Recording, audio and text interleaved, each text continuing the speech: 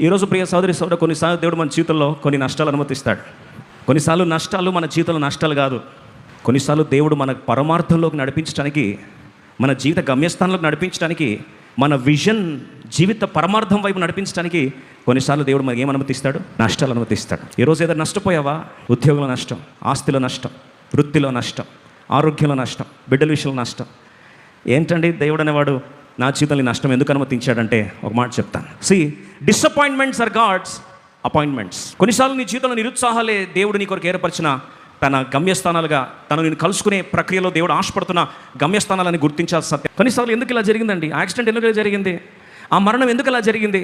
ఎందుకు ఫలాని నష్టం నా జీవితంలో ఎందుకు ఇలా జరిగిందంటే, నీ పిలుపులోకి అరంగేట్రం, నీ అభిషేకించబడే నీ గమ్యస్థానం వైపు నడిపించే ప్రభావానికి దేవుడు వాడే తొలిమెట్టు ఏదంటే నీ జీవితంలో ఆయన అనుమతించే నష్టాలు. ఎప్పుడు దేవుడి బిడ్డకు నష్టాలు కానే కాదు. యోసేపు జీవితంలో ఒకవేళ ఐగుప్తు దేశానికి అమ్మివేయబడకపోయింటే, గుంతలో పడివేయబడకపోయింటే, ఒకవేళ చెరసాల వేయబడుకుంటే, ఎప్పుడు కూడా ఐగుప్తు దేశానికి తన పరమార్థమైన ప్రధానమంత్రిగా పట్టాభిషేకం చేసే అనుభవంలోకి ఎప్పుడు వచ్చేవాడు కాదు. అలాగే సౌలు ఇశ్రాయేల్ ప్రజలకి రాజుగా అభిషేకించబడాలి అంటే తన జీవితంలో దేవుడు ప్లాన్ చేసిన స్ట్రాటజీ ఏంటంటే ఆ గాడిదలు ఏమైనాయండి? తప్పిపోయాయి.